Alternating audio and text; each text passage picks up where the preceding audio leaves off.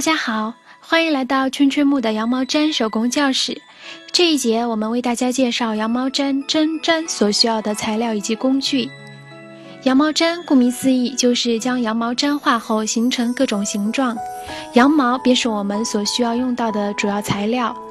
圈圈木所配备的羊毛是澳洲进口的美丽奴羊毛，触感柔顺细滑，基本没有任何杂质，是最优质的羊毛毡材料。其次，为大家介绍制作工具。一件漂亮的羊毛毡作品，功劳最大的工具就属戳针了。我们为大家准备了粗、中、细3个规格的针。粗针适合刚开始戳制时对大型的塑造，具有粘化快、成型快的优点。中针的使用比较广泛，在整个制作过程中都可以用到。粗中细在外观和制作效果上区别都不是很大，大家可以根据自己的喜好随意选择粗细。泡沫垫是最具有性价比的工作台，在制作的时候将羊毛放到工作台上，戳针垂直向下戳，工作台可以起到保护戳针以及桌面，可以起到缓冲的作用。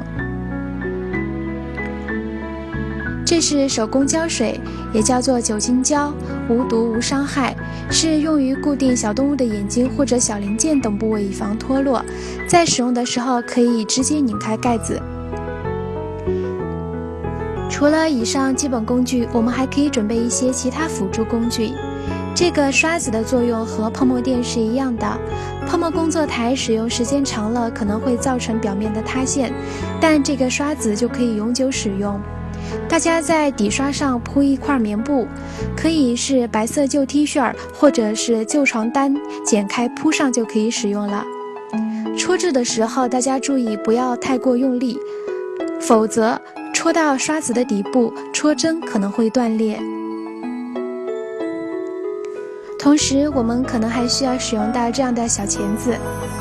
由于这些小挂件的连接部位都是金属的，大家可以看到，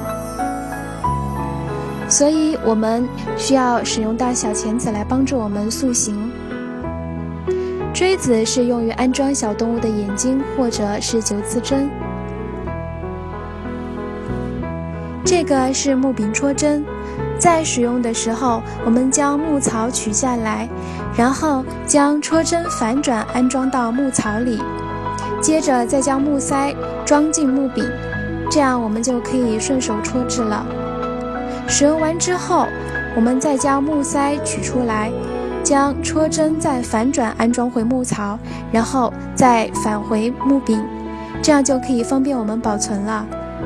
戳针是可以随意更换的。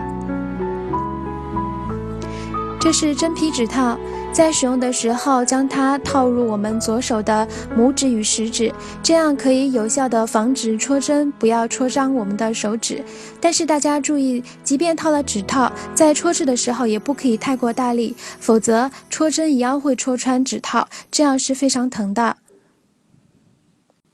这个是7头针，大家可以看到上面有7个针头，适用于比较大的作品或者制作初期大型的塑造。以上为大家介绍的制作羊毛毡的工具，在圈圈木的淘宝店均有销售，大家可以在浏览器地址栏输入拼音字母圈圈木淘宝.com， 或直接登录淘宝首页搜索店铺圈圈木羊毛毡，圆圈的圈，树木的木，